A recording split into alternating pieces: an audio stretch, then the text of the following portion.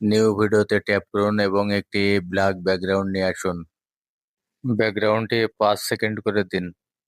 Background লেয়ারের শুরুতে আসুন, টেক্সটে ক্লিক করুন, এড টেক্সটে ক্লিক করুন।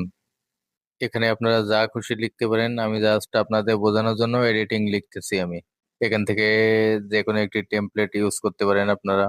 লেখাটা একটু ছোট বড় করে নিন। টেক্সটের লেয়ারটি ব্যাকগ্রাউন্ডের লেয়ারের সমানে করে দিন, এক্সপোর্ট করে দিন।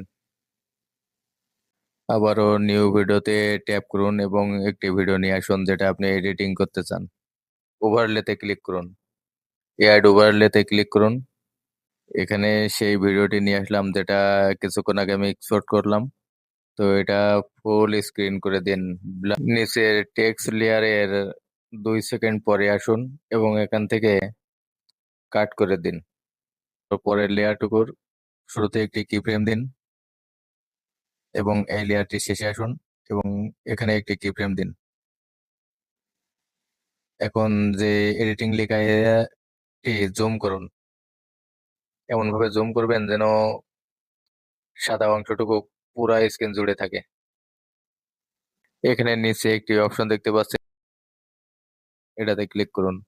এখানে একেবারে শেষে স্লাইড নামে একটি অপশন দেখতে পাচ্ছেন, এটাতে ক্লিক করুন এবং এখান থেকে ডান করে দিন। এখন ভিডিওর শুরুতে চলে আসুন এবং ভিডিওটি প্লে করে দেখুন।